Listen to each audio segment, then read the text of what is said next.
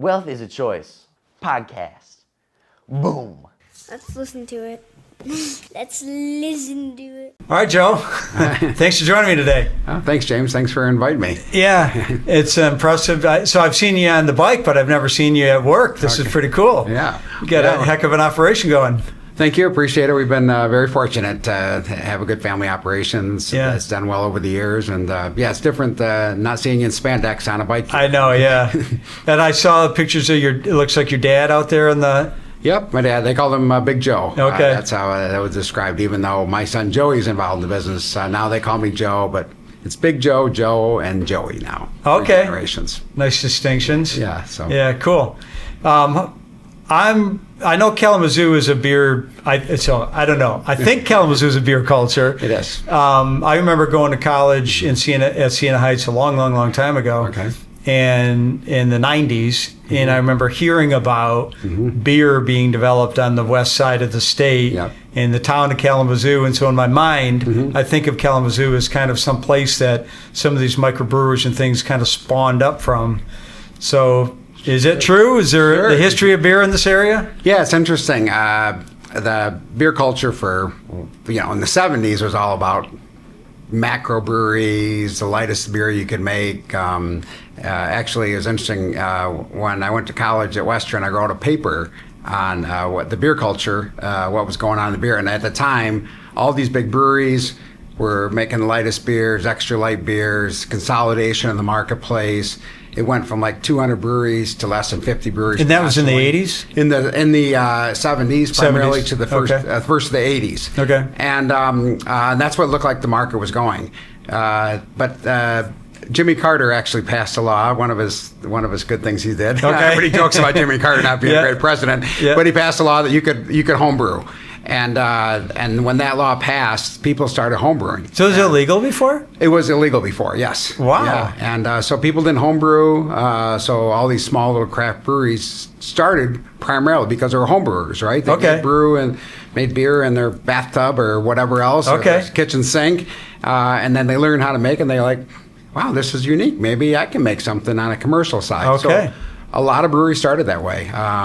Actually, Joe Short, one of our breweries up in Bel Air, Michigan. I love Shorts, by the way. Oh yeah. He actually went to Western, and he made beer when he was at Western. Might have been under 21, but anyway, went to take that out of the script. Anyway, but he made beer back then, and that's how he started brewing when he was a college student. So a lot of people had started that way, making at home. And that's why you didn't see the microbreweries until the early 80s, because really nobody could homebrew. Okay. So that when that started, then a lot of these people started homebrewing for a year or two, and then they started saying, I think I can make it commercially. So you saw a lot of these small people get started in a small operation in Michigan and a lot of different cities that happened. So Sierra Nevada out in California was one of the first ones to do it, but there was quite a few other ones after that. So what year was Joe making beer in Western? When was that? 80s? That had to been... Might have been the 90s. The 90s. He's a little younger. Yeah, All right. He's a little younger. So you probably saw, trying to think at the time, obviously Bell's was here, Arcadia was here. There was probably other breweries. I was trying to think of some of the other small ones. Rupert's downtown. There was a few other small breweries in Kalamazoo. Okay. So he probably looked at that and said, I think I can do the same thing. So the reason I ask, I was in Siena Heights in the 90s. Okay, yeah. And home brewing was kind of, you kept hearing about it more and more and more. Yeah. And a fraternity brother of mine, Aaron Van Weedel, we wanted to make some beer. So we may have come to Kalamazoo. All I know is we went to a small town in this area of the state. I don't even remember what town it was. And there was a shop that you could get all the stuff, the big glass vaults and all the hoses and everything. Yep. And we brewed beer. Yeah, okay. And we called it Studinger, the mixture of Studinger and Van Weedel. And we sold it at parties. Okay, yeah. And I don't know if we were 21 or not. That's a good question now that you mention that. Okay. I have no idea. Well, you don't have to be 21 to make it. I think you just have to be 21 to consume it. Okay. Well, okay. I guess I taste tested our own beer. Okay, I'll assume I was 21 at the time. Okay. We could never get the bit of the settlement out of the bottom. All of our bottles of beer had a little bit of sediment in there. Yeah. But it went over really well at the parties. Okay, good. And we thought for sure that's what we were going to do. Oh, yeah. Somehow, I don't know, we just lost the lost the drive. Yeah. Well, I'll have to tell them that around that same time, Joe Shorts was brewing some beer at Western. That's right, exactly. And he might have, I think that's one of the things that when you saw a lot of these home brewers started making home brews, and there was homebrew people got together, made home brews together. I think the two things that they found out was, one is, wow, we can make some really unique stuff that most people aren't doing. And the other thing they found out is, it's harder to make really good quality, consistent beer. Yeah. These big brewers are actually making good beer. And then when microbreweries started, a lot of them had the same problem. They didn't know how to make quality beer. We had microbreweries with exploding glass bottles because of secondary fermentation in the bottle. We had overcarbonation. There was just, sometimes if your place gets infected, you have contaminated. A lot of microbreweries were making really not great quality beer when they first started. And but the consumer still loved it. The consumer is still like, oh, it's okay. They're small. We're okay. That tasted terrible. I'm going to try another 6-pack. So the consumer was very forgiving to these small microbreweries. Just not finishing the bottle like it was because of the sediment. They're like, maybe the next batch is better. Sediment's good. So it's interesting. Out of all, if you think about industries, and when you go to school, you have to either make a product that's either better quality or lower price. Right? Microbreweries didn't do either. They were more expensive. And some of the quality wasn't there. But the consumers loved it. The consumers are like, you know what? They're a small little microbrewery. I went down there, visited them. They're making good beer. I had a pint at their pub. They're good people. I'm going to give them another chance, right? So I think the consumers, it was, you think about the consumer really drove the craft beer business. They actually said, no, I'm going to try to promote some of these local people. I'm going to try to help them out. I'm going to visit their pub more often. So if a new brewery opened up, people would line up. A new restaurant opened up, not as much, right? So it was interesting. And some of these breweries, because they had the high consumer demand, they didn't even have food there. They had food trucks because they didn't want to deal with the restaurant side of it. So it was an interesting start when these microbreweries were really starting to ramp up. And when the first microbrewery started, like I said, the quality wasn't there. And what we saw is trends on the microbreweries went from 10 microbreweries to 200 microbreweries within 2 years. And the sales, I do remember there's a few names. And then all of a sudden, whoa, what the hell? And then what happened, if you look at the industry, all these people got into it and the quality wasn't there. And then there was a 3-year flat, no growth in the microbrewery industry. And people forget about that. It went up fast and then it flattened out. And some of the people that weren't making good quality products got out of the business. The people that were still making good quality products continue to do good. And then there was a second spike in the business. And that lasted almost 15 years, right? The spike is in more breweries or just more consumption? Both. More breweries and more consumption. Number of breweries that were opening on a national basis, 15-20% increases per year. Volume was 10, 15, 20% increase depending on the year. It looked like it was never going to stop. And these breweries that got in, they're like, I made a beer, people bought it. I made a bigger brewery, people bought it. I had a bigger brewery, people bought it. And it looked like they were just going to be nonstop. But in any particular cycle, I don't know any industry that continues to grow 10, 15% a year over 15 years and will never stop. There'll be a cycle. And that's kind of what we're in now. We've had this second cycle, and in the last about 4 years, it's pretty much flattened out and down a little bit in the craft beer business. But it's still substantially higher than it was 30 years ago. Is it again just the ones that taste better or the ones that produce at a reasonable cost? Is it still kind of the maturing, the doing well, they're sticking around, and the other ones that were... It's probably two things. One is some of the people that have been around for many years, some of it's going back to the roots. Like Sierra Nevada, their pale ale was what they started with. That's, again, growth again, right? It's interesting. So they're seeing some of those legacy brands that have been around 30, 40 years. They're starting to grow again a little bit. And then you're seeing some unique style of products, like New England style IPA. There's a brewery up in outside of Lansing and Williamston they made all German heritage products. They started 10 years ago. They made a great Helles, a great Dunkel, a great Weiss beer. Okay. Fantastic, best beers out there, didn't sell because it's just traditional German. So they switched and did a New England style IPA, and it's called M43, and it took off like crazy, and it's still doing really well. So some of these breweries that are doing well now are actually doing something unique, more unique styles, something to cut through the clutter. Because were they German? Is that why they had that connection? Yeah. So Travis Fritz was German. Okay. Studied in Germany, master brewmaster in Germany, comes back and starts brewing in Michigan. So that's why he did traditional. Did he try Detroit? He did. He was actually in Detroit. Okay, go. I got a lot of German friends in Detroit. Yeah. He actually brewed at Detroit Beer Company. For a while. Got it. So he cut his teeth down there, and then he went and opened his own brewery 10 years ago. So German but the traditional German beers just didn't fly as well. Yeah, and they're still great beers. I mean, you try traditional German beers, and they're amazing. Yep. They make great quality products, but the consumer that was going to pay 50% more than premium beers wanted something a little more unique. And and the breweries that have been able to do that come up with something unique. As you see right now, there's just all kinds of new variances of different products out there, and that's what the consumer still wants. They still want something new, but it has to be good quality. It can't be like it was 15, 20 years ago where you didn't break great quality products in the bottle or the can. It has to be really good quality these days, but uniqueness still cuts through, and still people are still looking for something new in a beer side of it. So you talk about Beer City. Yeah. Well, Grand Rapids is official Beer City USA, but Kalamazoo, I would say, is a close second. This Grand Rapids is that more beers have come out of there. Or that's that's something they claim. I think one of the national polls. I can't remember if it was some of USA Today. Somebody did a poll. And Grand Rapids won Beer City USA like 3 years in a row.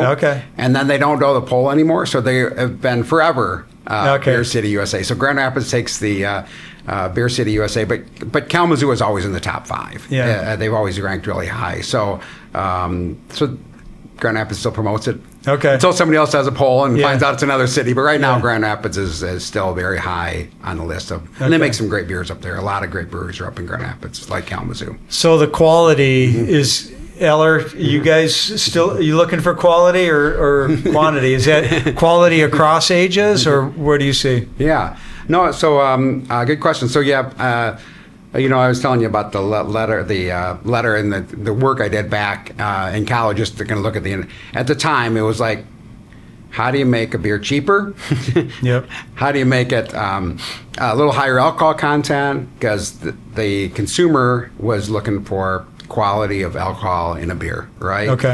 Quality and quantity of alcohol. So can you make a 30-pack cheaper than a 24-pack? And could you get that consumer? So I remember when we first started in business, it was interesting. The goal was to grab the 21-year-olds, get them on your product, and they would drink your product until the day they die. That was the old way, right? So it didn't matter if it was Pabst did it, Miller did it, Budweiser did it. That was their goal for many years. And that was the consumer. I'm going to find the beer I like and go from that. And they wouldn't drink. The thing they wouldn't drink is they wouldn't drink their dad's beer. So they had to find their own beer. But they were very loyal back then. They drank one beer. This is what they drank. When they went to the bar, they drank that beer. When they took a case home, they drank that beer. And that was very traditional back in the 70s and early 80s. And then when these microbreweries started coming up, the consumer changed. They're like, I can try anything. Yeah, like I've never had IPA. Oatmeal stout, what is this? Looks like oil, right? But it tastes really good, right? So all of a sudden the consumer started going, wow, there's something else besides light lagers out here. Maybe there's something else. So all of a sudden now the consumer is like, what else you got? I mean, I drank thousands of beers. At one time, we probably have 3,000 to 4,000 styles of beer and types of beer we have in the warehouse. At one time, I was proud to say, anything that ever hit our warehouse, I drank before we sold it. Finally, I gave up. And you look really healthy, actually. Well, you're making me ride some bikes occasionally. That help. Good alcohol consumption and good bike riding go really well, but not at the same time. So I normally do biking first and then drinking beer afterwards. That's my goal. So, Do you remember Zima? Oh yeah, that was a hot brand. We introduced Zima in Michigan. We were the test markets. It was 1993 we introduced it. So Imperial being Imperial, yep. No kidding. Yeah, Imperial Beverage, yeah. So we had it in Kalamazoo. Our first month, we sold 10,000 cases of Zima. More than we've sold any beer ever. I don't know if it was a beer, but it's I know. Something special. It was all over the colleges. But it looked like water. It was. It looked like water. And that was actually, if you think about it, Zima was like the first, and it was made by Coors Brewing Company. It was the first product that tried to capture that something different. Else. So so think about it. Wine coolers are the ones that hit first, right? So if you think about it, the first one was called California Coolers. It was probably I remember one, right? those. Yeah. And then Bartle and James came out, which is by Gallo, and then Seagram's Coolers came out, and they were all just doing very well. Yep. And then Anheuser-Busch doesn't like competition. They still don't to today. Okay. I'm not an Anheuser-Busch distributor, but I'll be nice to them. They know how to sell product. And they were very concerned of how do you compete with these wine coolers, because it's taking off, right? So they came out with Dewey Stevens light wine coolers, 1/3 less of calories, only 250 calories. Okay. And everybody's drinking these wine coolers like, how many calories are in my cooler? Right, yeah. Wine cooler. Yeah. And sure enough, Anheuser-Busch did a nice job, and the category was going like this, and it started going down. Yeah. So it was interesting. I don't think I've seen a wine cooler, and I don't know. No. So that was the first category. Then Zima came in and was like same thing. The consumer wanted something light, refreshing, lower alcohol, easily consumable, right? So wine coolers fit that category. Zima fit that category, and then Mike's Hard Lemonade. Then White Claw. Then Truly. And think about it. It's not your father's root beer. All those items are, and cider, right? All those are very similar, right? Typically great flavor. A little sweetness in it. Great flavor in them. Lower alcohol. Easy consumable package, a 12-ounce can or a twist-off bottle. So that category, that consumer has gravitated to different things, and it continues to go. Now, it's ready to drink. So liquor-based infused products like High Noon, Cutwater, Long Road, all those are kind of like that is the next trend. And it's all the same consumer base. It's reasonably low alcohol, good pricing. So that started when you said Zima. Same thing. It's happened from wine coolers to Zima to cider. Now there's actually a little bit of a resurgence in the original cider category, which is secretly sneaking up. Nobody's seeing it. We're like, oh, look at that little trend going up right now. So you'll probably read about it in a few months, like, hey, that cider category is going up. Nobody said that except for Joe. So we watch those trends to kind of see where is the consumer going? What are they going to do? And it's going to change. But that sounds like a real vast, unique category, something that's not beer. It can be drank in a bottle or a can. And it's gone through a lot of iterations, it sounds like, over the years. Has any of them remained in the mix? You're saying maybe cider came again? So or is it all really I think evolving? the one that's been probably cider came, people thought it would really take off. The UK is huge for cider. Never took off as well in the US as they thought, but now it's starting to have come back a little bit. Because it's all natural fruit product. So non-gluten, right? Not gluten-free. And so it's starting to come back a little bit on the cider category. So there's but the is that something people can brew easily as well at these breweries? So cider, it can. Cider is more, it's more made like wine. So it's fermented juice. That's what it is, except for it's typically apples, but it doesn't have to be. But typically it's apple fermented, so it's made like wine. It's actually, on a national basis and a local basis, it's actually considered a wine because it's a fermented fruit, where beer is grain. Fermented grain is primarily the differences, or whatever adjunct they want to put in there. And with hops and yeast. So is there a lot of cider production in Michigan? There is. There's actually some really good ones. A lot of apples in Michigan. There's a lot of apples. So Vandermill out of Grand Rapids is they were a orchard primarily for 100 years. Their family had it. And he decided, and he always had a cider. They made cider, but just fresh pressed cider. And then he's like, I think I can ferment some of this and make some money. And he did well. J.K. Scrumpy's out of Flushing is another one that did the same. They have a large natural orchard up there. And then Blake's is another one that's in Michigan. All three of those have been done very well. And then there's a lot of little ones. Shorts makes one up, Star Cut out of northern Michigan apples. So there's more and more and more coming up in Michigan because you have the apples for sure. And that's what the basic ingredients. So, but that's been a good little resurgence for Michigan. We'll see. There was can't remember the last name, but there was an apple orchard down river by Monroe, and John and his wife ran it. I can't remember their last names at the time, but anyways, it was a family-owned apple orchard. Yeah. And I used to go down there. I brought you guys when you were really little. You probably don't remember it. They had a horse and we rode a horse carriage through their apple orchard, and it was a little barn, very small little family operation. Okay. And you'd spend some time out there in the orchard and have a nice day or whatever, and then go back in the barn. And then he'd always pull out his homemade cider that he had behind the counter. He fermented a little bit. It bit. was delicious. It was really good. Yep. He called it just his hard cider, which is how it probably originated. People just called it hard cider back. They made it for ages, right? Yep, they did. Yeah, you ferment the cider. It doesn't take much. Yeah. You really just get a little yeast in contact with that sugar, and it's gonna create two ingredients, alcohol and carbon dioxide. Yeah. So that's what it does, and so it's pretty easy to make. Cider. It's hard to make quality cider, but it is easy to at least get alcohol out of it. So is alcohol consumption in general? I remember high alcohol content in beers would be highlighted a lot of times, and people would migrate toward that. And is that still something?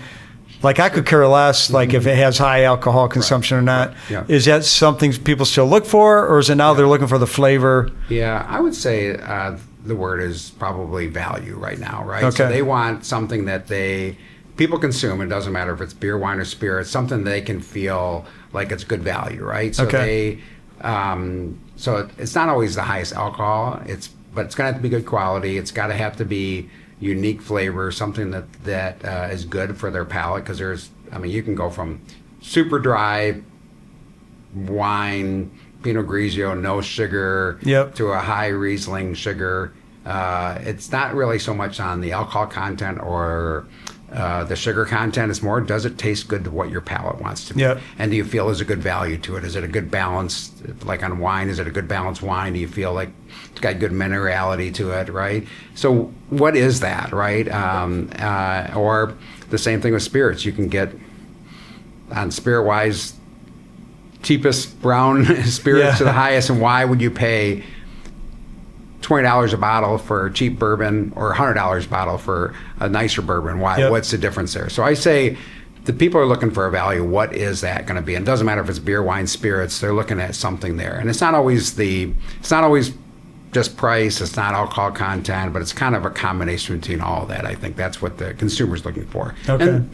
And for the most part, the consumer is willing to pay if it's a great quality. And if you look at years of alcohol consumption, or they call it ethanol. So how much alcohol is drank by the United States, total United States. For 20 years, it was up 1%, down 0.5%, up 0.5%, down 1%. You can pretty much flatline it for 20 years. Okay. COVID bumped it. Okay. It was a bump, and then it came down the last 3 years or 4 years after COVID, and it's almost the level it was 15 years ago. Oh, no kidding. But we've seen now it's starting to go below COVID numbers. Okay. And what we're seeing is consumers are drinking a little less, but they're drinking better quality. So we measure a couple things: how much volume we do, and then also how much dollars the consumer's willing to pay. So we're actually seeing the consumer paying a little bit more. I'll drink a nice Sauvignon Blanc, and I'll pay a little bit more for it. Or I'll drink it in a restaurant and be willing to pay $50 a bottle when that same bottle at retail might have been $20, right? Okay. So they're willing to pay more, but they want a better quality right now. So the total money spent on alcoholic beverages is actually flat since COVID. Okay. But there is a decline in total volume because of people are drinking a little bit better. They're being more conscious on that, and there's there's a definite trend to be probably less alcohol consumption in the future years than there was the last few years. So, Okay. well, I think that's probably going to continue. I don't see much of a change on that. Yeah, I mean that's exactly where I am personally. Okay, Over the years, I find myself drinking less, and I want it to taste really good, and I want to enjoy it when I have it, and so I will spend 2 or 3 times as much on a bottle of something as I ever did in the past, and it just takes me longer to get through it. Yeah, exactly. You know? Yeah, no, and you're very similar. So there's definitely a trend from people drinking less. What's the diet injection? Ozempic. Oh yeah, okay. That actually suppresses alcohol consumption too. People that are on it say, I don't really have their desire to drink. Interesting. So that's actually there's a lot of people on it. A lot on it, and that is actually some of the downside of it. But when they do drink, and it's not that they won't drink on it, but it's just it suppresses some of that. Yeah. But when they do, they buy a little nicer because they're like, I used to have a glass of wine 4 nights with dinner, and last week I only did 2 nights with dinner, right? So you're seeing some of that trend that's happening for sure. But when they do it, they drink a little nicer. Okay. Mm-hmm.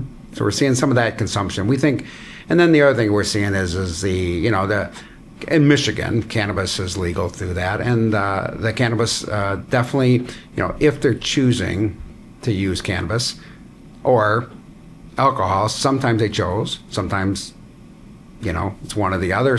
A lot of people that use cannabis are also drink alcohol, so it's kind of a either or. So sometimes I think some of the occasions that maybe somebody would drink are now using cannabis. I think that's happening. So I think that's another trend that we're seeing that's happening. So there's in other states there's a THC beverages that are made out of. I was gonna say I've never had a cannabis drink. Correct. Yes, they are happening in other states. Oh, they don't happen in Michigan? No, Michigan's illegal. That's why I never had. Yeah, that's it. Yeah. So if you go to other states, there's hemp-based THC beverages. So they're typically in let's say a 12-ounce can, 5 milligram in a can, and Minnesota's big. Ohio is. They're starting to go other states, so that there's been this trend of people wanting to have a beverage, low, not high milligram, but a lower milligram. Yep. And you're seeing that happen. So in some of the states that they are in, that is taken away from some alcohol consumption. I think it's going to happen in Michigan. The only problem is federally, there's if they don't fix first of all, there's no regulation on hemp-based THC. Currently, because it's under the hemp farm bill. Because of that, it can be sold to somebody that's 12 years old, right? And that's not good. An intoxicating beverage should not be sold to somebody at 12, 15. They should be 21. So it doesn't follow the alcohol rules. Doesn't have follow, and we're just saying we're okay with hemp-based THC beverages. Follow the rules. Yeah. Be sure they're over 21. Be sure they're sold by a licensed person. Be sure it's taxed properly. And is that a federal issue first, you're saying, and then state? Or? It could be both. It has to be both. Federally needs to fix it, and state needs to fix it. In state of Michigan, it's illegal right now. So to get it through the stores, you'd have to get a state law passed, and then federally, they've got to figure out the rule on that. And everyone that's out there says, just regulate it like alcohol. It is. It's an intoxicating beverage, and it should be regulated. And we'll see what happens. There's some bills up at Lansing. Maybe they'll go through. There's some stuff at the federal government that's maybe they'll go through. But that THC beverages in other states are taking away from some of the alcoholic beverage. They'll drink one of those. Do you know why it's not legal in Michigan? Well, when they passed when the public referendum went into effect, it said regulate cannabis like alcohol was what it was. Well, it's not quite. It goes through dispensaries. It's a little different, and hemp-based THC isn't. It's on a federal level. It's not even. It's considered a food product. It's like whatever. So that's why they're making it different. So I think there was something about that you couldn't have it in stores in Michigan. I can't remember when but that was right during that same time. And there was actually some stores that were selling it. illegally, and they're like, hey, you can't sell this. And then you In a could- dispensary? in retail stores, In a retail store. regulation Okay. stores, and then you could go online and just order it. I think probably today you might be able to. Wow. And it's probably not good to ship Yeah. 16-year-old at home Yeah. these beverages. So I think we need to figure out. That's why it's illegal in Michigan. Got I think it. we got to figure out a way to regulate it. Yep. But that is some of the alcohol consumption down is because they're drinking something else, Yep. THC beverage. And I think eventually the THC beverages will be in Michigan. There's a consumer demand for it. But we'll see if both federally and state, they approve bills to make it legal Yeah. and to regulate it like alcohol. It's a great system. Yeah. They just need to figure out. Hopefully they'll get through that. Yeah. But, politics aren't too easy to get through any No. bills right now Pretty tough. at a state or federal level. There's a little See, bit at of the lock state there. level last year, it was a record low. I think there were 77 bills passed Yep. over the year, and I And think I- there's normally like 300 or 400. Yep, and I think they'll even they might even win their. This year might be with. Well, we'll see what happens before the election. I don't think a lot's going to get done. Yeah. In lame duck, we'll see what happens. Yeah. But yeah, there's a stalemate up there in Lansing right now, and and I'm sure we're, hemp-based THC beverages are not on the Part of top of the this. list. I think Yeah. getting a budget done is probably number Yeah. one for them. So we'll see what Yeah. happens. So, but Oh. those are all contributing factors on what's Yeah. happening in the alcoholic beverages. There's consumers can choose a lot of different ways to go, and sometimes they're not choosing alcoholic beverages. Yeah. So, but there is a surgence in non-alcoholic beverages, right? I noticed that on Yeah. your site. You had Yeah. 24 different, I think, brands. Might have more than that. But Okay. that might have been before. We might Yeah. have 50 Okay. now. Okay, wow. So from non-alcoholic beer, non-alcoholic wine, non-alcoholic spirits. I'm drinking Shorts hop water. Okay. It's just water. It tastes like it's got hop infused. There's no Okay. alcohol in here. Yeah. So there's all kinds of stuff like that. Is just the These days, you couldn't tell if that was an alcoholic drink Yeah, or not by no, the no, can. yeah. The cans are so variety now, you never know. Right, they're all a little crazy, yeah. Yeah. So a consumer's now going out. So let's say they go to a restaurant and they don't want to drink. Yep. The mocktails are very popular right now, Yep. right? And they're just as expensive. I mean, you can pay, $14 for a cocktail and Yep. $14 for a mocktail. Yeah. And they're putting great ingredients in it. They actually are doing a good job. My wife had one the other day when she's like, I didn't want to drink that night, so she did, and I tasted hers. I'm like, yours tastes better than mine. Yeah. So anyway, it's same thing. It's that category of people that want to drink for a social side of it, but don't want the alcohol is happening. So. Yeah. Heineken 0.0 is doing well. Some of the new brands that are doing out there are doing really well. So there's a definitely resurgence in all non-alcoholic beer, wine, or spirits. So that's happening a lot. So yeah, well, And I think when non-alcoholic beer first came out, yeah. it didn't have the best flavor. Kind of going to what you said with the microbrews, you didn't always do a great job. Yeah. Well, and the technology has picked up. They're doing this. It's called. I think I don't know. It's not. Well, I use negative yeast is what I call it. I think there's some other chemical word, but actually, the yeast actually produces alcohol and carbon dioxide, and then the yeast will track the alcohol back out of it, so it actually tastes like beer. Okay. The other way to do it is they actually make it with alcohol and they spin out the alcohol, so it just ends up being. So they have the flavor of what a beer tastes like without the alcohol. So the new technology is way better on non-alcoholic beer, and you can have a beer and that right next to each other, and you're like, oh, I Can't really tell. No, and I guess these kids, I like it. Zebra striping. Have you heard that? No, I'm not. So zebra is like, we used to say, drink a beer, drink water, drink a beer, drink water. Okay. Now they're doing beer, non-alcoholic beer, not. So if they're going out for a long night, and you zebra stripe, you go Okay. back and forth between alcohol and non-alcoholic. Okay. I thought, I didn't never heard of this until about 6 months ago.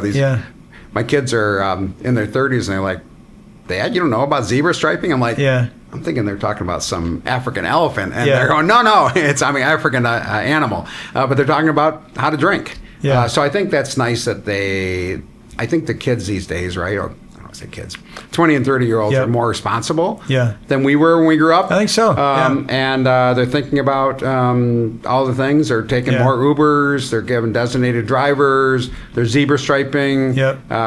They're being responsible. They know if they're out, they know how to behave and not get behind a wheel of a car. So Yeah. I think there's a lot of good things that non-alcoholics have helped do that. And I think the kids are more responsible these Yeah. days. And I think adults are too. So Yeah. probably less. I was on Facebook. I go on Facebook sometimes to laugh. Yeah. I don't go there to get angry Okay. or see somebody post something all nasty, whatever. But there's so many jokes that I see on my little Facebook thing. But there was one, and so my wife and her friend Liz just went out the night before, and then Liz was commenting how they zebraed. They didn't call it zebra, but you gotta have a glass of wine, glass of water, glass of wine, glass of water. Yeah. And so it happens the next day. I'm on my little Facebook, and there's Mr. Rogers. Remember Mr. Rogers' yeah. Neighborhood? He's singing a song. I'm so proud of you. I don't remember how it goes, and I wouldn't be able to sing it very well, anyways. But he's singing a sweet song. I'm so proud of you, and he's going on and on. But the joke was because you drank water after every wine. Yeah. And so I sent it to Chris and Liz. There you go. Pretty funny. So it was zebraing. It's zebraing. They You didn't even know what it they was. had a cool name for it. Yeah. Wait until you. And Mr. Rogers got a song on it. There we go. I have to watch him. Yeah. Yeah. So very cool. So, but also on the non-alcoholic, it's cool that there was such a variety. We had a Christmas party at our house last winter. Last Christmas. Yeah. And we had cocktails that we had some people catering it, so they made some unique cocktails for the party. Okay. But we didn't have them pre-mix the alcohol into it in case people afterwards, wanted to yeah. have it without. Yeah. And we had water, and we had pop, and we had all the traditional alcoholic Yep. beverages, you know. But one person came up to my wife Chris and said, "I was surprised you didn't have any non-alcoholic beer," and he hasn't drank in a long time. Yeah. Right. And I guess we didn't really think about Yeah. it. Right. Yeah. You know, we think about the traditional. Yep. If somebody doesn't want to drink alcohol, Right. Yeah. they get pop, Pop. Right. Exactly. or they get water. But they want to have a beer. But there's a lot of variety now, and I didn't know how big the variety was honestly until I went to your website. I'm like, Yeah, right. wow, There that's is. a lot of different things. There is. And it's not all beer mocking. No. It's a lot of different stuff. No, we have. I mean, the pre-canned cocktails, right? That have alcohol and stuff. Yep. Now they just took the alcohol out of them, right? So Yep. we sell a lot of little products that are just unique, and they're the same price as alcohol, Yep. except for because it takes as long to make that, and Yep. it's as expensive. Sometimes it's more expensive to make a non-alcoholic taste good than does Especially you got to alcohol. spin all the booze So, out. yeah, exactly. Yeah, you lost some of It's your another ingredients. step. Yeah. What do they do with that, by the way? That's that turns into Everclear. That is a great question. You know they do something with it. They do something with it. Yeah, I don't know what they do with it. It's Yeah. a really good question. I'll have to find out. Yeah. Yeah. Never done that personally, so I'll have to, Yeah. maybe that'll be a good challenge for me. Yeah.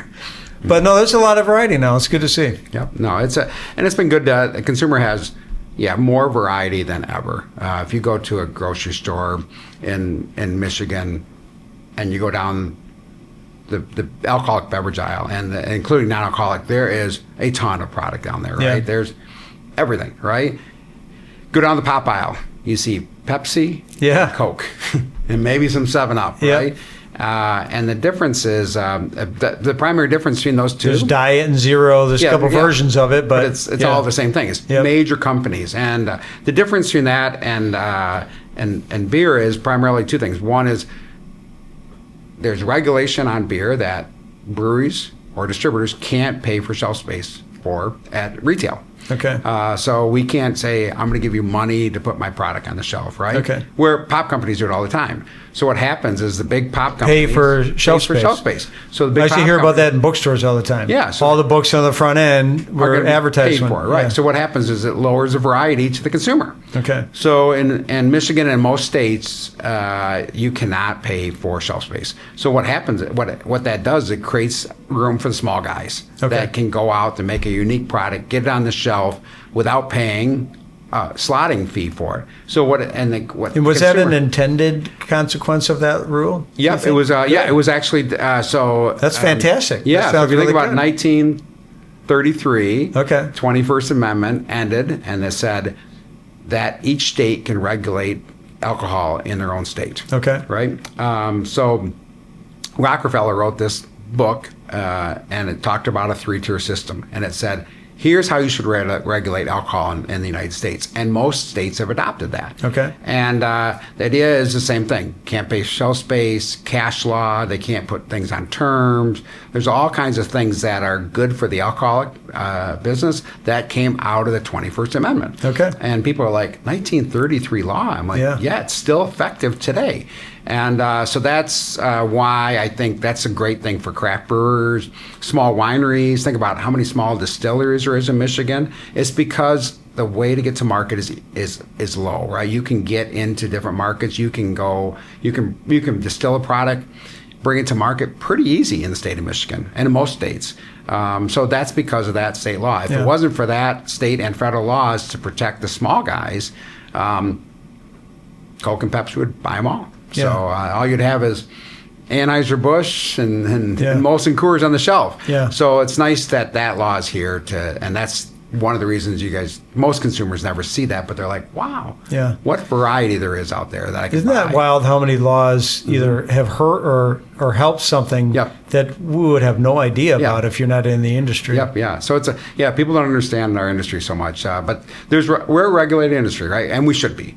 Where we sell intoxicated beverages, right? We should sell it to over 21. It should be responsible, but it's also good to sell it. We sell the same price to every store in Michigan. Doesn't matter if it's Meijer, Costco, or the corner store. It's the same price. So those are all great things to create competition and to have people at a level playing field in Michigan, where Pepsi and Coke can do whatever they want to in pricing, stuff like that. And that's why you see not variety. Go into a restaurant and you're going to get Pepsi or Coke. Yeah. That's it. You're going to get one or the other because they probably paid for it. Yep. Or go to a bar. It's not like, oh, you only have Budweiser on tap? No, you're gonna have Bud, Miller, Shorts, Old Nation, Bell's. You're gonna have Founders. You got 83 products available, right? Because it's not available to buy. So if you wonder why there's a difference there, it's the state laws that actually help the small breweries, small distilleries, and small wineries out. So it's actually a great law for those guys. That sounds amazing. Yeah. So and for the consumer, not and just the for consumer can get a lot of variety, and that's why I think it's going to continue, is because. And the consumer wants stuff new. They want something innovative, but they don't want to drive all the way to the winery to get it. They want to buy it in their local store. And that helps them all out that way. My wife does not like Pepsi. Okay. She does like to drink a Diet Coke. And it's such a bummer. She goes in a restaurant and they got the wrong one. Yep, exactly. Yep. And she gets none then. He gets none, right, exactly. So where does that help? Doesn't help the consumer out. So you're seeing that. No, that's really wild. Any other kind of weird, unique laws like that you guys work with, or? No, I think the only thing would be is there is a in Michigan and most states there is a brand exclusivity. So we are actually the distributor of certain brands in certain territories, right? Okay. So not more than one person can sell the same brand. So example, we have shorts in the whole state of Michigan. We're the only one that sells shorts. Okay. If there's ever a product problem, a recall, anything else, we know where every can is sold, every keg is sold, and we can go get it back quickly as possible. Okay. So we had a few years ago, they had a problem with Sam Adams, one of the brewers, had a problem in a recall. It was actually glass in the bottles. Okay. They found out after they shipped it to us, and it was probably 500 retail customers that had it. And literally within 24 hours, we had went out, we knew every customer that bought it, went out and recalled everyone, and we had no issues in the state of Michigan. Wow. So it's a little different than other things, like Campbell soup can be probably coming from a lot of different places. So, so I think the exclusivity for brands that get the right quality out there is actually really good. So that's a kind of unique law nobody probably sees. But that's and actually good for health and safety, to be sure we know we got the right product out there, being sure the tax is paid right. And also if you ever read some stuff about alcohol poisoning in India and all these other unregulated markets, you never read about that, because what's happened over in those markets is they don't regulate alcohol. Anybody can make it, sell it, distribute it, and some of it's not great. And they put stuff in there to bump up the alcohol content, and there's been deaths. But the good news in the United States, there has not been. Wow. So because of fake alcohol, I guess Yeah. you want to call it. So I think that's a good thing on the regulated. It is really wild. Yeah. So probably most people Yeah. don't know that. No, I didn't. I live in a very heavily regulated industry, Yeah. you know, with money and finance, Yeah. and there's so many amazing good attributes because of that. Yep. But there's a check and balance system. Exactly. Yeah. You know, I'm licensed through a broker dealer. That broker dealer is overseen by, you know, the government and so on. And it works, and Yep. it works really well. Yep. And I guess it makes sense that this would Same have thing. something like that too. And look at that world. It's thriving. Yep. People know what the rules are. Yep. They play by the rules. Yep. It stops fraud. Yep. It's the same thing, right? Yeah. It's so. Somebody goes, "Oh, we should have free market and no rules, and everyone do what they want to do, and don't have regulation." But actually, regulation does stimulate competition. It actually stimulates the economy. It's actually good. So Confidence I think it's a good. lot of times Yep. because you get reliability in the Yep. product. and- Yep, you know what it's going to be. Yeah. So Yep. same thing in both of our businesses. Same thing. Yeah, exactly. Yeah, that's awesome. So there's in my neighborhood, a bunch of people like to ride out, take a bike ride out to a brewery, the drafting table down. Okay. The bike. There's a lot of bike pathways. I know there's a lot in Kalamazoo, but a lot of there's bike rides, yeah. pathways, Yeah. rails, trails being popped up. Yeah.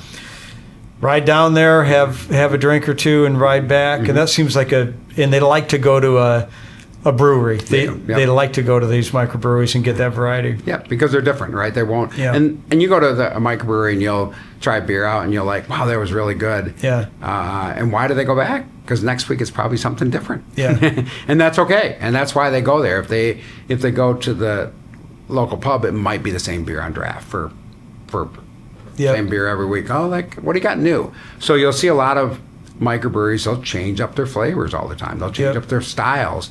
And even a style like an IPA, they might make next week IPA with Cascade hops, right? Yep. Or Centennial hops. Yep. So they might even it might be an IPA, but with different hop characteristics. Okay. They could change up the Have a yeast limited contract. batch once in a Yeah. while. So I think a lot of people like microbreweries because they're changing stuff up. They're having fun with it. Yeah. The downside of that is you came back for the same beer that you had last week, and not there. they don't make it anymore, right? Yeah. So that's the downside of it. That's happened to me a couple times. I like their stout. Yeah. Like, oh, we don't have stout today. Okay. When are you going to get What it? are you going to get, right? A few weeks. Yeah. So you come back, and then Yeah. you might, and you're like, well, Yeah. what else do you have? I'll try something. Yeah. So and I think that's why people like microbreweries, Yeah. is because it's something unique, something different all the time. Yep. And it's and they try to keep up with the trends. So like think of a microbrewery, you're making the product right there. Yeah. You're selling it across the bar. You get immediate consumer feedback. Yep. I really like this because of this. I think I'm going to make this tomorrow, right? Yeah. Yeah. So you can't. I mean, you talk about a manufacturer and be able to get consumer feedback that quick. That's really amazing. Most time, manufacturers they're selling it to a wholesaler and selling it to a retailer. Retailer's selling it to consumer. You try Yep. to find out that feedback. It takes forever. But you get immediate feedback, which is. Is it tough for you in a business with such variety to know how big a variety to have, where to put, what to put where? Yeah, of course, all the time. So it was interesting. We looked back at we looked back at our original price book when it was Imperial Beverage in 1984, and our price book was a half a sheet of paper. Okay. It was actually, we cut it in half. We didn't need the whole paper. Yeah. And I had 6 brands across it and about 8 packages per brand. And that's what our price list was. Yeah. Today we have 7,000 active SKUs and about 10,000 that are seasonals. Yep. Today's world is changing a lot. And I think and trying to figure out what's new to bring in, and then kind of what's not working anymore to get out is interesting. But we've always been, at Imperial, when we started, we were a 1 county Pabst distributor. Our sales were less than $1 million a year. We were very small at what we did. And so we needed to grow. So we were always the innovative people. Like, we're asking our customers, what do you want? Yeah. And they're like, can you get some Canadian beer? We're like, sure. Where's that from? They're going, Canada. We're like, okay, let me go find something. Yeah. Is there one you like? How about Moosehead? Okay, we'll go find it, right? And so we were always in on the innovative side. So we started picking up wine, 1986, we started picking up other beers. We picked up Frankenmuth Brewing Company was our first brewery. That was been 35 years ago. Even before Bell started, we had Frankenmuth Brewing Company. So it was like, and we had a truck that rolled around Kalamazoo. It said, Frankenmuth Brewing Company, Michigan's first microbrewery. And it was. Larry Bell didn't like it, but anyway, we had. But we were very innovative on finding new products. So so all my competition was looking at, light beer. Okay, let's do Bud Light. Let's do Busch Light. Let's do Michelob Ultra at the time. Let's do Coors Light. Right there, all that was happening, and I was going, how about oatmeal stouts, and how about brown ales, and how about IPAs, and how about Weiss beer, right? I was always looking at kind of strange beers. So I remember Remember the old saying, every beer is a sandwich? Yeah, every beer is a sandwich, right? Yeah, exactly. A few calories in there. Yeah. So we just kind of looked different things. And I remember one night we're out drinking with some of my competition. They're like, Joe, why do you like all those weird beers? And I said, they're not weird beers. They're really good. Like, try this. And they're like, it looks like motor oil. And I'm like, so I had a nickname. This is about over 30 years ago. They called me Weird Beer Joe. Okay. Because I would like all the weird beers. So everyone else was drinking light lagers, and I'm like, let's try this stuff. Yeah. So then that nickname is still to today. Okay. So it's not just weird beers. We're probably the first company that do ciders. We're probably the first company to do hard kombucha. Okay. I love kombucha, by the way. I drink it all day long in the office, But not I haven't tried the hard one yet. Oh, yeah. So, it was interesting because if you just ferment kombucha with the SCOBY, with the tea and stuff, it actually produces a low amount of alcohol. Okay. So what happened is Lindsay Lohan had this, she made it famous because it was like she was drinking kombucha, but there was 2 or 3% alcohol. Well, I guess she had some type of alarm that would have alcohol in her system. And it went off, and the feds were like, hey, you're not supposed to drink. She goes, I'm not drinking alcohol. Yeah. She's the one that made it famous that they found out there was actually enough alcohol in kombucha if you didn't remove the alcohol to this. So they regulated kombucha like alcohol, and we were the first ones to pick it up. So we are all innovative. So there's we just got in the distributing for some of the breweries, distilleries in Michigan about 8 years ago, and we have started being just very innovative with Michigan distillers, and we like picking up all that stuff. And my son Joey, he loves bourbon, so I was Weird Beer Joe. My son is Weird Bourbon Joey. Okay. So we're just like, and we like to be innovative, right? Yeah. And we will continue to be innovative as a company. We'll pick up stuff before anybody else picks it up. How often can you tell you try something like this is going to go over well, and you get it right or not? 20%. Okay. Sometimes what I like isn't what the consumer wants. Yeah. But some stuff, I mean, this is like, you've sold 6 products like this. This is very similar to these. Packaging's good. It's good from a good manufacturer. You can tell. But sometimes you don't. Yep. I mean, sometimes I'm wrong. But we probably take more risks than other distributors do. We'll probably come out with new innovative stuff before they will. They'll wait until the trend already starts, until they jump in.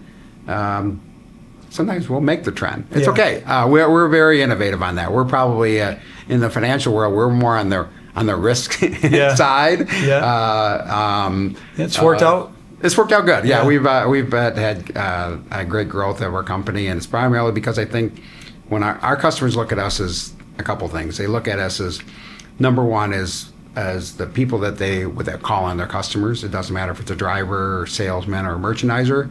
They're the best, right? We hire really good people.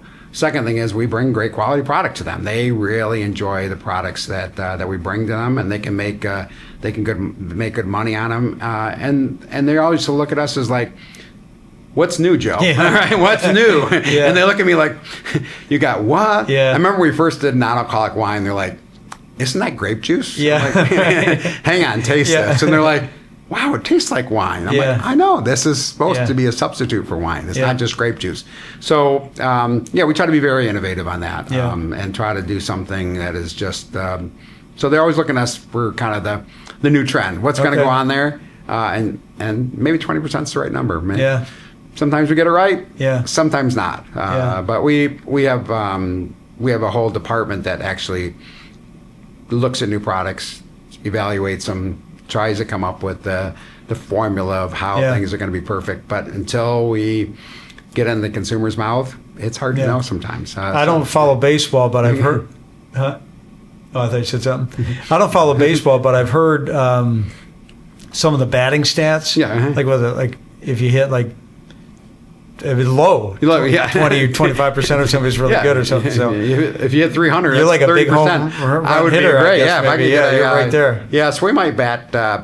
We might only bat 200, but we hit Yeah. a few home runs. Yeah, that's How's good. that? Yeah. So hopefully, if we bat 300, we'll be might be in the All-Star. Yeah. 350, we're definitely Yeah. in that baby. So yeah, I'd like to tell a story about how we met. sure. So we met on a bike ride up in the UP, Mm-hmm. and you came up with a couple friends, Jim and Tom. Yep. And it's a 1,200-mile, 10-day ride. Chelsea was there. Yep. You guys had your little dog and Yeah. an RV. And it was day 3, I think, Yep. right? Was Yep. it day 3? So day 3, you were riding, and you hit a pothole, Yep. and your left hand wasn't secured Yep. in position, lost balance, went down, Yep. broke a collarbone, and that put you out of the bike ride. Yeah. And so I didn't know you. I had met you and Yep. rode with you a little bit.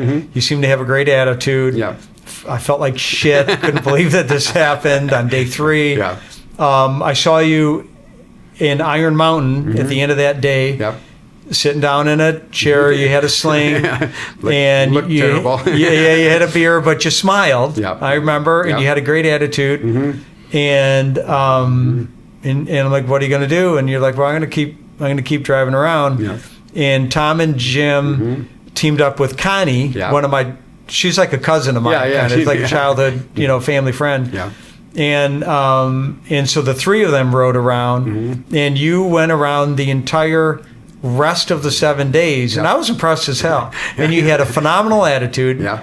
I felt horrible for what had happened, to you, and incapacitated for a little while physically. But you had amazing attitude, went all the way around and celebrated people on their bikes and helped out and had a beer for people when they were done. And then the next year, you reached out to your buddies and you included Connie. Yep. And because Connie, by the way, she called me, I don't know how many months before that ride when she joined you the first time, and said, I'm thinking about doing this. What is it going to take? What kind of bike should I get? How much do I have to train? All this stuff. When she was done with that ride, I don't think she was ever going to ride a bike again. The first year, Definitely not over 100 miles. Like, she was done, and she was okay with that. Yep. She earned her plaid jersey, and she was okay with that. You called her and said, I'd like you to come ride it again with me. So shocked the hell out of me that she did. But you obviously made an impression on her as well. And Tom came back, and Jim was there for a day or two, and he had to go out of town. But you, Connie, and Tom rode all 10 days together again. And it really blew me away. And it was toward the end of that, as I'm seeing all this camaraderie and this teamwork, and you guys would every day finish it up with a smile and some strength and camaraderie. And that's when I came up with jerseys beyond the red plaid, because this is freaking amazing.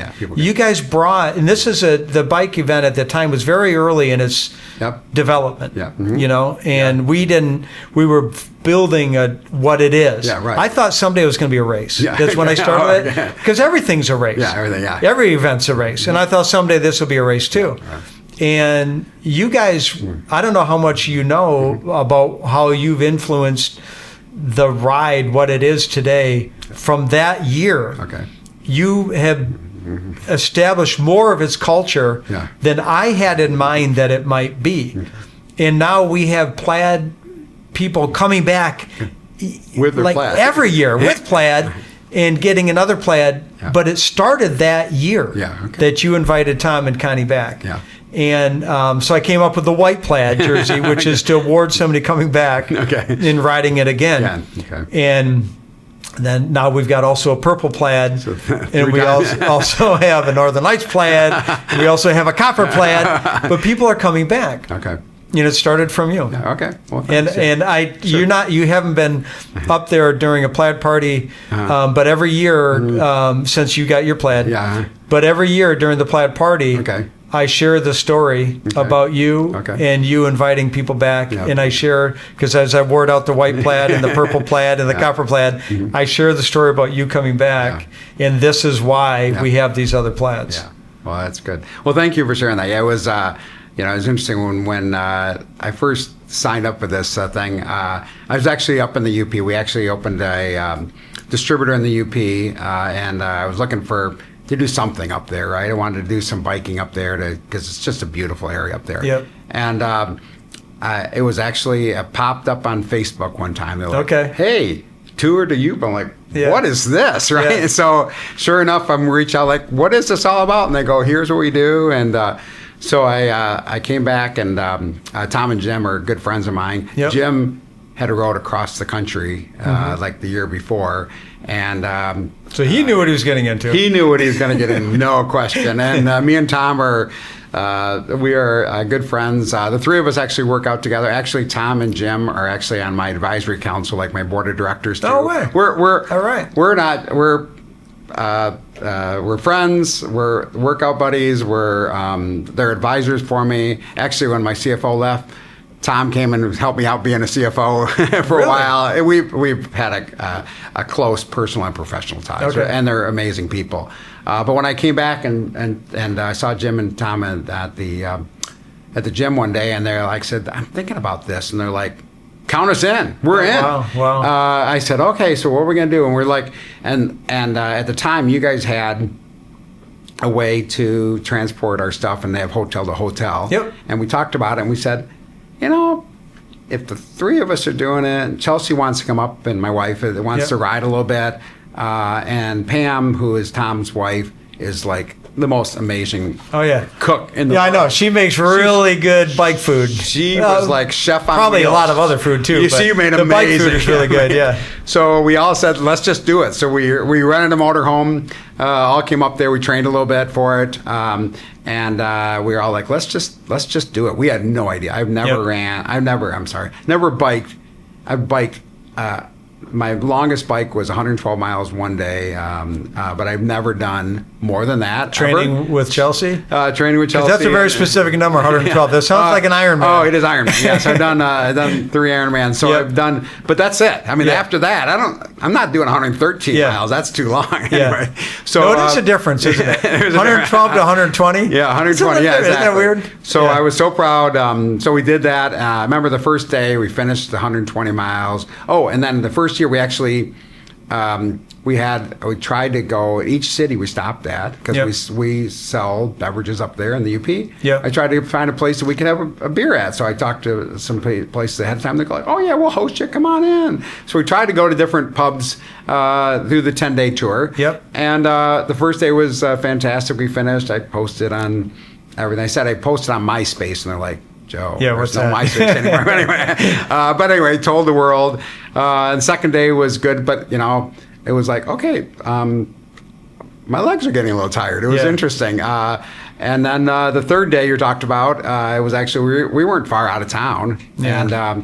And just following the line because it's a lot nicer when you draft somebody. Oh, yeah. It helps you. Yeah. So we're following a person we actually called Rambo is what his nickname was.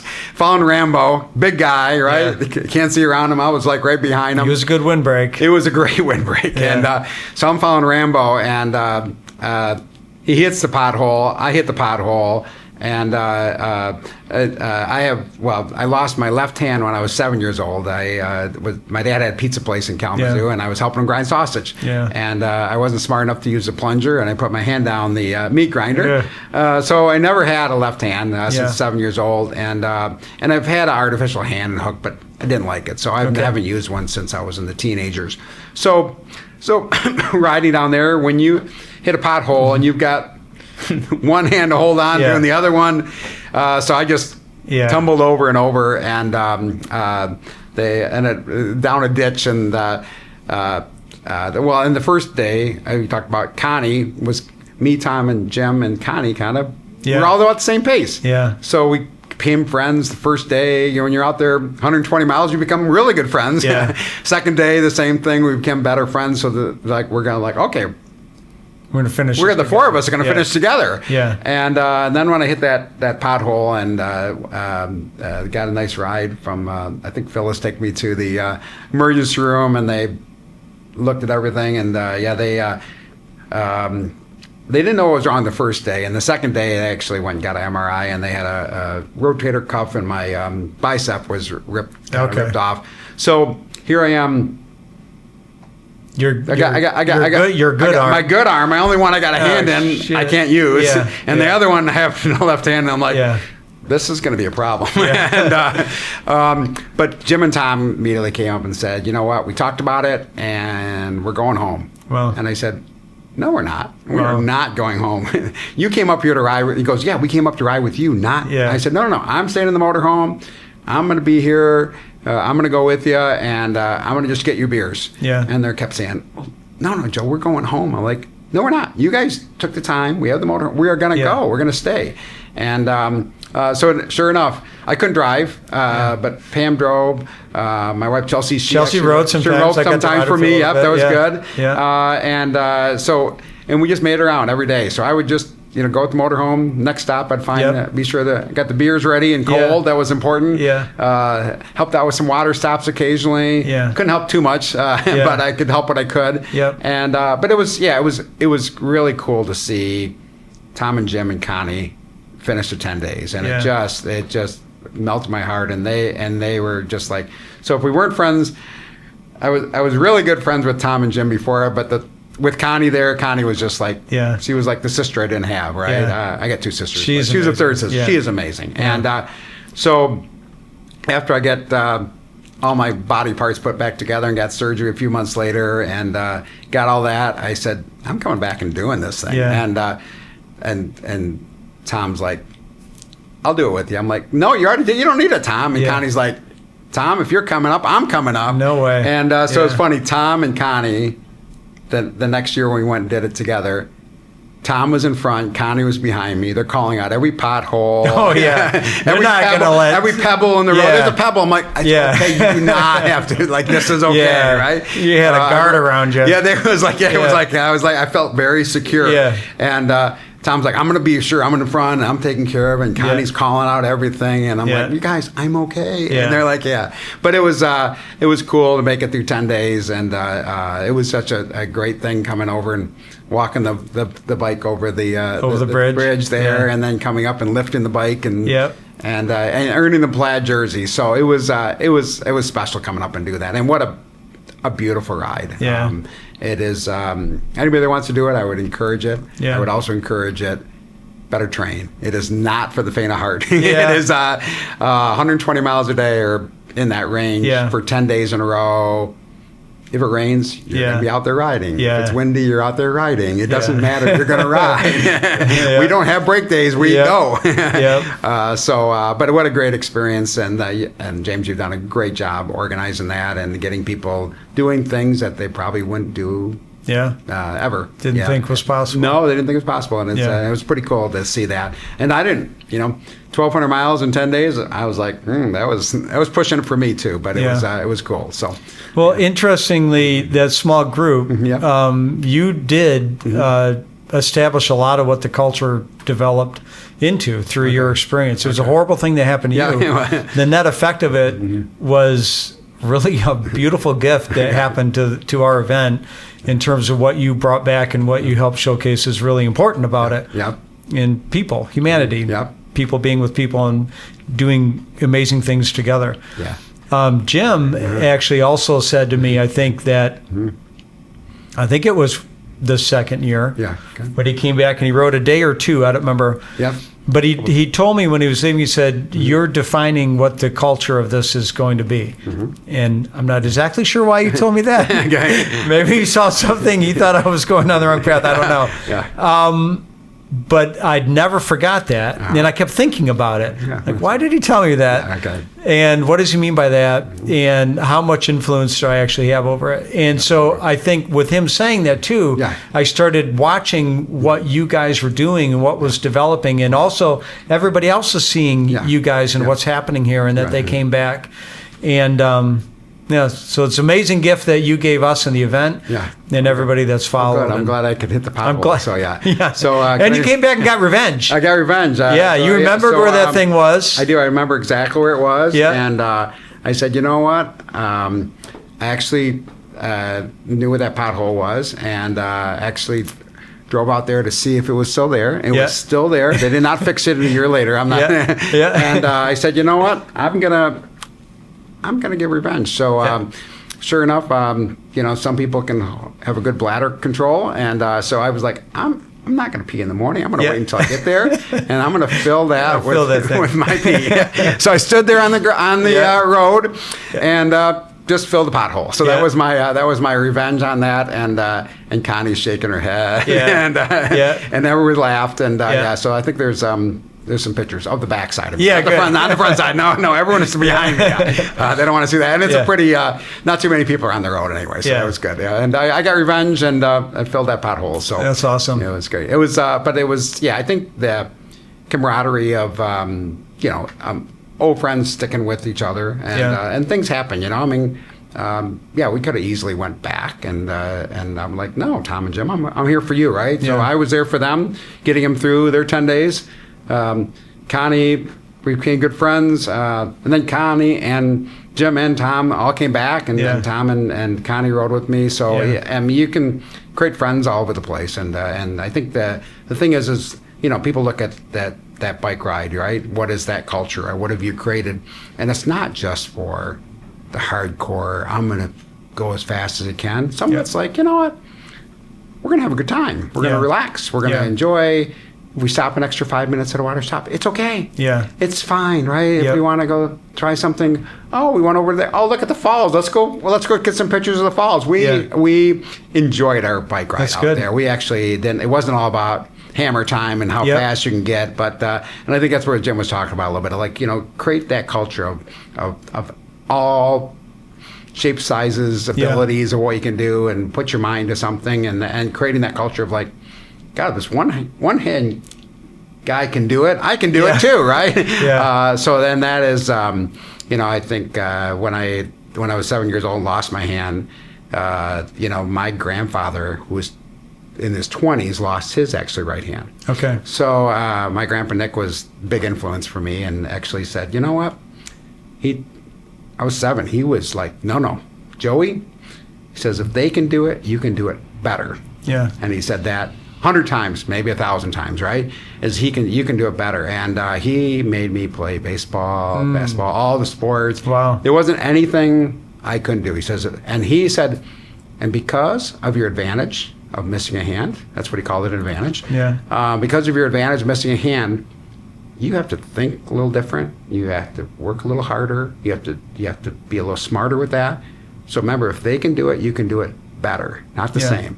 And my grandfather was a big influence on that. He tried to don't like, it's not a handicap, right? People are like, what's wrong? Well, how's your handicap? And I'm like, golf handicap you're talking about? Yeah. They're like, no, physical handicap. Yeah. Like, I don't have a handicap, Yeah. right? And that was my same way my grandfather did. He never Yeah. thought he had a handicap. He used it to an advantage. So it was a good influence on my life to say, just because you have one hand, you can still do whatever you want. Yeah. And when I had this arm in surgery, and I got no left hand here, there's things you can't do, like after your bathroom. Yeah. So my wife's like, I love you, but we're getting a bidet. So we have a bidet, and we still love it today. So I recommend a bidet for everyone. Yeah. But anyway, but there is something I found I couldn't do. So there is options for that. Yeah. So Yeah. it's a good thing. So Yeah. Well, I did notice that this has been a lot of your life. You're 7 years old. Yeah, right. And I did notice, I could tell right away that you never. Like, it was more difficult for you to bike in some ways than it is for somebody else. Obviously, if you can hang on to that damn handlebar with two hands, knowing you're going to hit a bump, you're more likely to stay on the bike than if you have one hand hanging onto that thing. Yeah, right. But there was no part of you that ever had it as, and I hate to use the word excuse is a bad thing, but there's no part of you that was like that. This, I don't have a hand that everybody else has, and this was more difficult.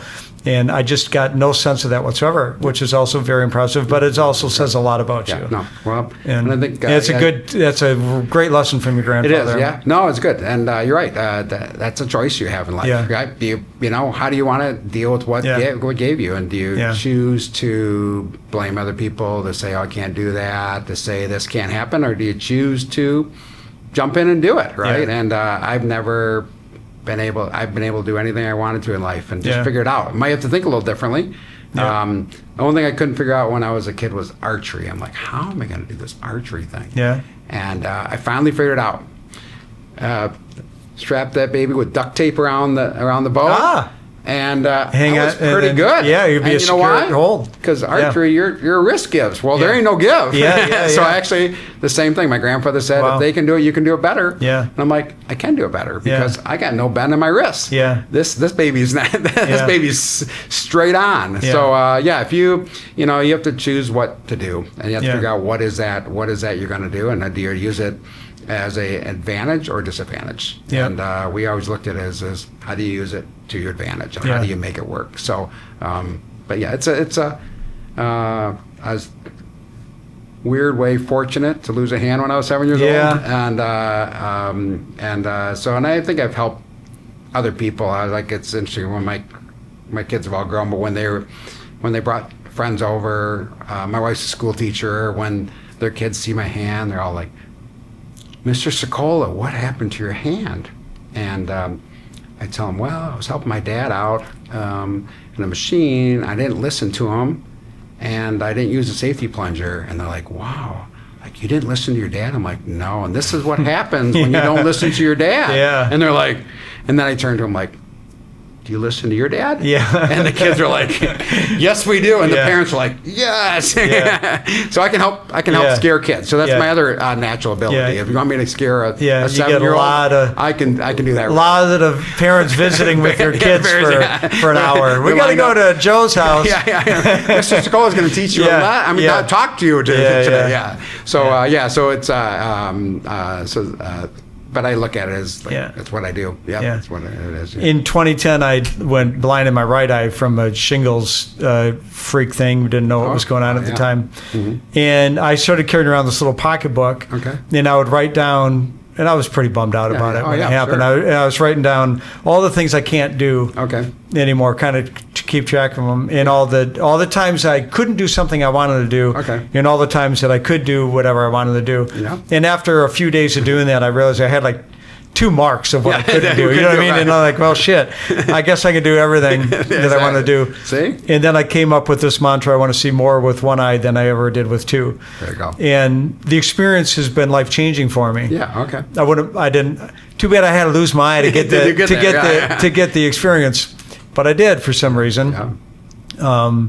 But it's a different perspective, and and after that, the bike ride wouldn't exist if I hadn't lost my eye, because I kept wanting more unique experiences and more challenges and doing things. And I say I see you out of this eye, but I understand you out of this eye. There you go. That's good. Well, and and you've taken what you couldn't deal with. You had something that happened to you, and you made it. You just adapted, and you would have never had the bike ride. Yeah. And I would have never been able to get a plaid jersey. Yeah. Never have Connie as a friend, or Jim and Tom. We became really close friends, and we slept in a motorhome for 10 days together. We knew everything about each other. Yeah. So, So that's pretty cool that you've had a similar experience. And how do you see more out of one eye than you would out of 2? Yeah. That's good. That's fantastic.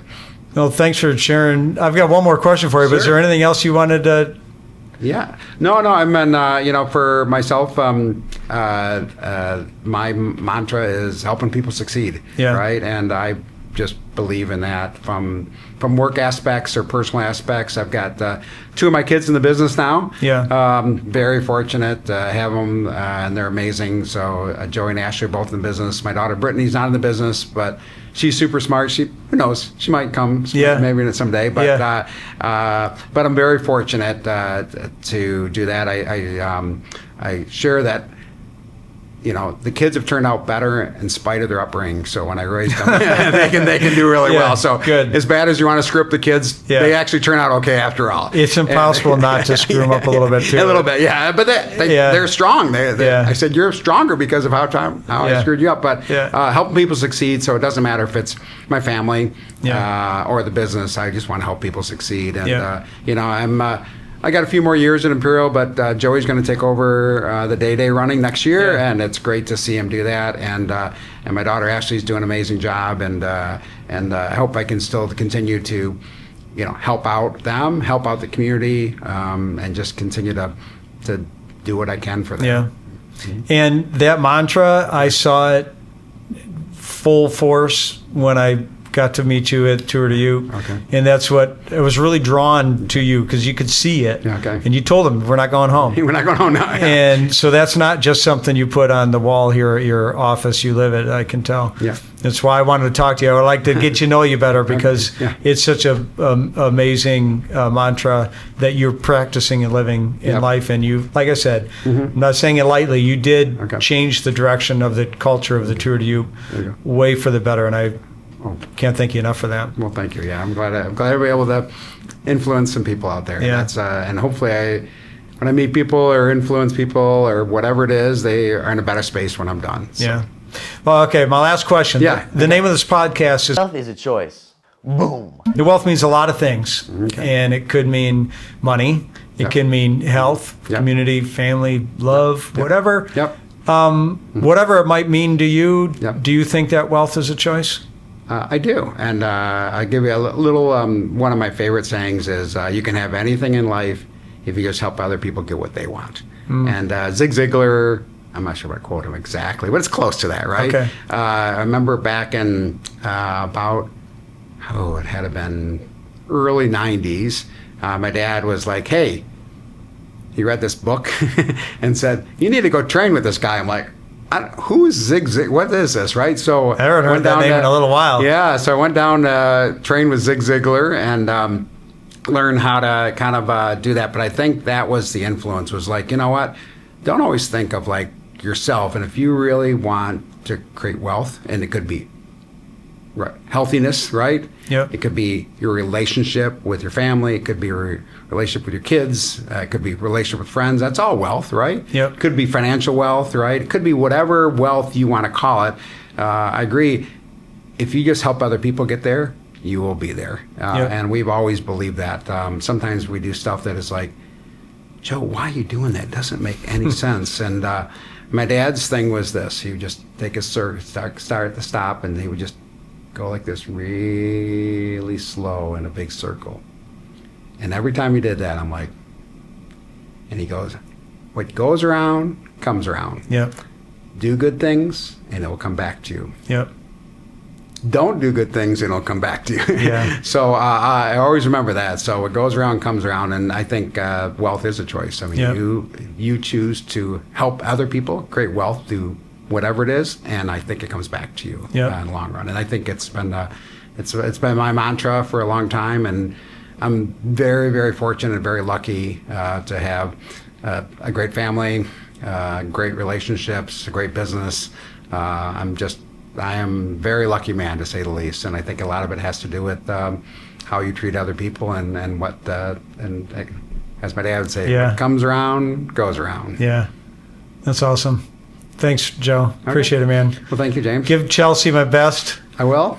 Hopefully we'll ride bikes again someday. I think so. She is actually talking about doing that someday. All right. And I'm like, cool. Does that mean I have to do it? No, she goes, you get to do it with me. The problem is she is a faster biker rider. She's pretty quick. She is very fast. Is she still doing triathlons? She is doing that. Yeah. She's got another one in 3 weeks. Okay. And so the last one we did, when we first started being together, I was a little faster on the swim and a little faster on the bike, and she was much faster on the run. Now she is a faster swimmer, a faster biker, and a faster runner. But I can drink beer faster than she can. So, and in triathlons, is T1 is between the swim and the bike. Yep. She's faster in T1. T2 is between the bike and the run. She's faster on that too. So she wins all 3 races and the two transitions I'm good at T3, Yep. which is drinking beer. Yep. So she hasn't caught me on that, Yep. but I think maybe Rehydrating is your Rehydrating. win. I can do that Yeah. really well. All right. But I will do it. Okay. Thanks, Joe. Thank you, James. Appreciate it, man. Hey, you're welcome. Thank Yeah, you. cool.